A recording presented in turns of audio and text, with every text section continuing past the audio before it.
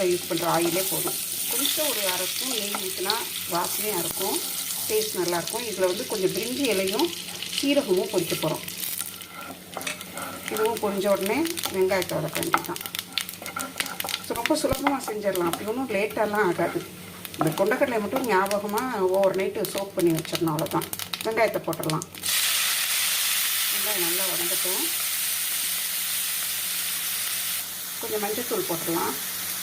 மஞ்சத்தூள், அதுக்கப்புறம் கொஞ்சம் மிளகாய் பொடியும் எடுத்து வச்சுருக்கிறேன். மிளகாய் பொடி பார்த்திங்கன்னா காஷ்மீரி சில்லி பவுடர், அப்புறம் நம்ம வீட்டில் யூஸ் பண்ணுற normal chilli powder. Kashmiri chilli powder வந்து நல்ல ரெட்டாக இருக்கும். இந்த மிளகாய் பொடி கொஞ்சம் கலர் கம்மியாக இருக்கும், ஆனால் காரமாக இருக்கும்.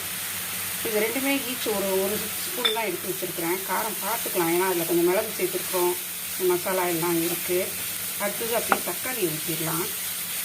தக்காளி வந்து அரைச்சி வச்சுட்டேன், எடுத்து வச்சுருந்தோம் இல்லையா, அந்த தக்காளி வந்து மிக்சியில் போட்டு நல்லா அரைச்சாச்சு.